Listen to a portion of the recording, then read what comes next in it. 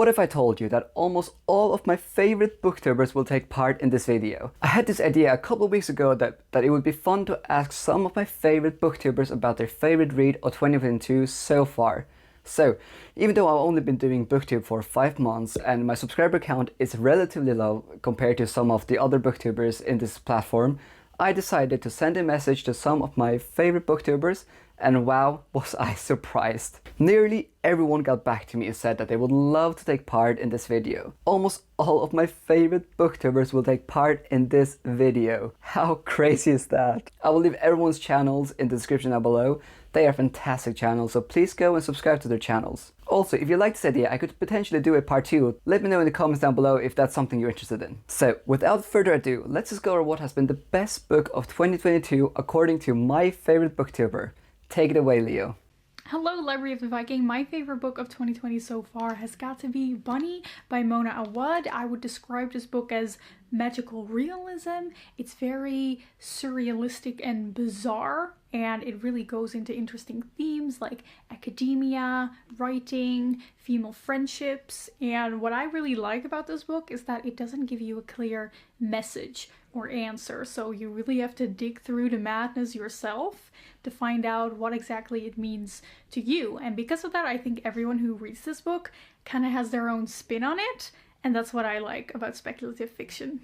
Library of a Viking, thanks for having me on the channel. My favorite read of 2022 so far is actually a novella by good old Brando Sando. The Emperor's Soul is one of the few Cosmere stories I had left to read, and it ended up being one of my favorites. And the reason why I loved it so much is I feel like a lot of short fiction doesn't have enough time to develop the world and to give growth to the characters. That wasn't the case here. The main protagonist, Shay, I thought had a lot of characterization. The world had depth, and again, like all of Sanderson's Cosmere stories, the magic system was just super interesting. I would recommend it to every fantasy lover. I think it's actually a good spot to start with Sanderson as well if you're completely new to reading anything in the Cosmere.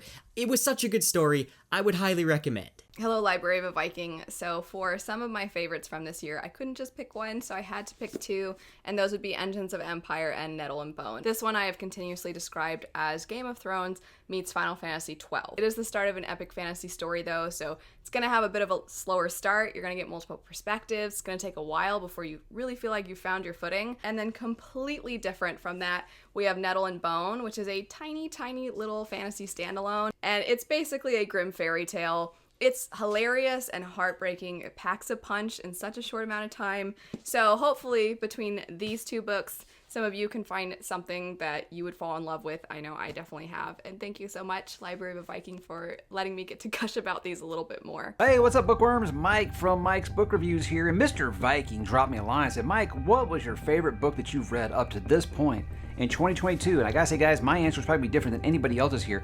I'm gonna talk about Boy's Life by Mr. Robert McCammon. This book was everything that I love, guys. A coming-of-age story told through the eyes of a preteen child in a way that only Stephen King has previously been able to do as well. I think this was a great, great coming-of-age story, and it's a story that no matter if you're into that genre or not, I think that you will find something that you like. So Robert McCammon, big breaking news here, guys. This guy can write.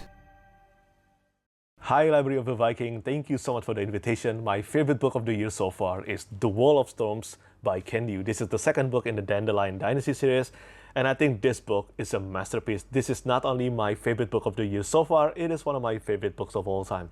This is the best second book of a series I've read since Words of Radiance by Brandon Sanderson, brimming with characters that really get under your skin, lyrical prose equipped with wisdom, engaging and epic war scene, meticulously expansive world building. This is without a doubt a masterpiece and my favorite book of the year so far. Reading The Wall of Storms feels like reading 2 epic fantasy novels, 2 amazing epic fantasy novels in one package, and I highly, highly recommend everyone to check out the Dandelion Dynasty. Hi, Library of a Viking. Thanks for having me. My name is Bookborn, and my favorite book of the year so far is The Three-Body Problem by Su-Shin Liu and translated by Ken Liu. I was taken in by the intense ideas on science, survival, culture, and humanity in this Hugo Award-winning novel. I highly recommend this book if you love sci-fi, big ideas, and books that you cannot put down because they are so anxiety-inducing. Please let me know if you try it out, and I hope you like it. Hello, Library of a Viking and everyone who has amazing taste watching this channel. I'm Holly from HollyHeartsBooks, and I actually have two books that have stood out to me the most so far in 2022. The first is The Justice of Kings by Richard Swan. This is a fantasy that came out in January and was actually the very first book that I read this year, so setting high standards very early. The gloomy city it's set in was perfect, with a murder mystery leading the plot, plus interesting magic system that the author has said absolutely explodes in book 2, so highly recommend. And the second is The Bladed Faith by David Daglish. If you want medieval superheroes with magic that is inspired by the Final Fantasy games, look no further. Plus, I'm in this book, so maybe I get a really cool death scene. Sorry to interrupt the video. I forgot to mention my favorite of the year, so I thought I would choose one traditional published book and one indie book. My favorite traditional published book this year is Piranesi by Susanna Clarke. This is a very short standalone novel, which I was absolutely mesmerized by. If you're looking for a very original and weird story that has beautiful writing and very interesting themes, then pick up Piranesi. My favorite indie book of the year is The Exile by Ryan Cahill. So this is the fourth book set in the Bound and the Broken series, and this is arguably Cahill's strongest writing yet.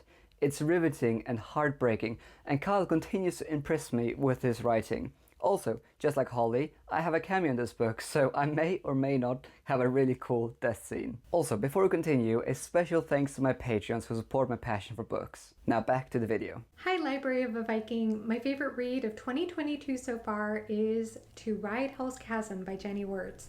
The princess is missing, and two warriors have to work through some very different backgrounds and cultural barriers in order to find her and prevent further upheaval to the kingdom. This standalone is rich in mystery, intrigue, vivid settings, incredible world building, sorcery, shamanic magic, horses, and magical creatures are interwoven in a high-stakes plot that has fantastic character work and impactful themes. Enjoy the ride. Hi, Library of a Viking. My favorite read of 2022 is Little Fires Everywhere by Celeste Ling. Showed some Asian American struggle as an immigrant myself. I really related to that, as well as some racial tension in the United States in general. So yeah, I really enjoy her work, and I can't wait to read more of her work after reading Little Fires Everywhere. Hey there, Library of a Viking. My favorite read of 2022 so far has been The Expendable Man by Dorothy B. Hughes. It's a very great crime novel from the 1960s that explores racism in Phoenix, Arizona, and has a great plot, great pace, a lot of very interesting, very ahead of its time, and Dorothy B. Hughes I don't think gets enough recognition for her work. So it was just a fantastic book that I think more people should know about. Hello, Library of a Viking. My favorite read of 2022 thus far is The Hunger of the Gods by John Gwynne, book 2 of the Bloodsworn trilogy. And I love it because it recreates the vibe of an Icelandic saga, but it also is infused with the heart that is in every John Gwynne book. Hey, hi, hello, Library of a Viking. Thanks so much for inviting me to this collaboration.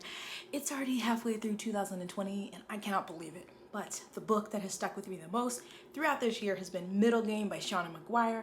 I read it earlier in the year, but I have thought about it often, and I love this book so much because of the characters. I do love the world that Shauna McGuire built and the way that she told the story, but the characters, Roger and Dodger, are really what have my heart. I think about them all the time, what they've been through, their unique relationship. I love them so much. So if you haven't read it, read Middle Game. But that has definitely been my favorite thus far, and I'm excited to see what other people have enjoyed this year. Thanks. Hi, Library of a Viking. Thank you so much for asking me to be a part of this. My current favorite read so far in 2022 is actually a classic. It is Dragonflight by Anne McCaffrey. I loved this book because it was like a breath of fresh air. It is such a common trope, seeing dragons. McCaffrey does dragons in such a unique way. It gives them so much personality and life, and I really loved that. There's such complex world building. The characters have such complex personalities, and there's just such a unique premise to this that I can't tell you without spoilers. But like, for a 300-page novel, this book does wonders for you and is so complex and intimate, and I just love it. It's just so different than anything I've read in fantasy. I'm very excited that I read it this year. Library of a Viking, it's Jimmy Nuts. How you doing, man? From the Fantasy Network. And you asked me what my favorite read is of 2022 so far. And I have to say it's book 2 in the Dandelion Dynasty, Wall of Storms by Ken Liu. What an outstanding sequel. I still think, even after recency bias has died down a bit, that it's the best sequel I've read ever, possibly, probably. And the reason being is the fact that, one, it's a big surprise. It's a big step up from book 1. The world building is very unique, very heavily Asian-inspired, silk punk type things going on.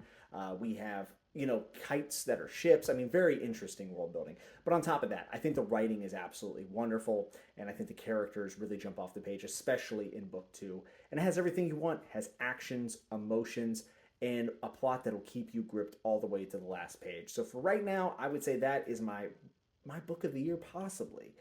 There's been a lot of stiff competition, but there's something that just seems very special about Wall of Storms. Hi, Library of a Viking. I'm Lena from Liena's Library, and my favorite book of 2022 so far is a book that Hillary from Bookborn chose for me in our TBR swap, and I'm so glad she did, and that is The Paper Menagerie and Other Stories by Ken Liu. This is a collection of short stories, and it is actually the only short story collection I've ever read where every single story is amazing. This book absolutely blew me away. It is pretty dark. She did not warn me about that, so I'm warning you. I cried several times reading this, and the stories that didn't make me cry were still quite dark and heavy at times, so it's not a light read despite how sort of like whimsical and light this cover looks, but every story was so intensely thought-provoking, so well crafted, so well done, so absolutely kept my attention and sucked me in to each story over and over. It is just impressive. The variety, but the consistency and quality in all these stories by Ken Liu. This has by itself made me a Ken Liu fan. So thank you, Hillary, for making me read this. This is so good. Everyone should read this. So that is it. See you in the next video.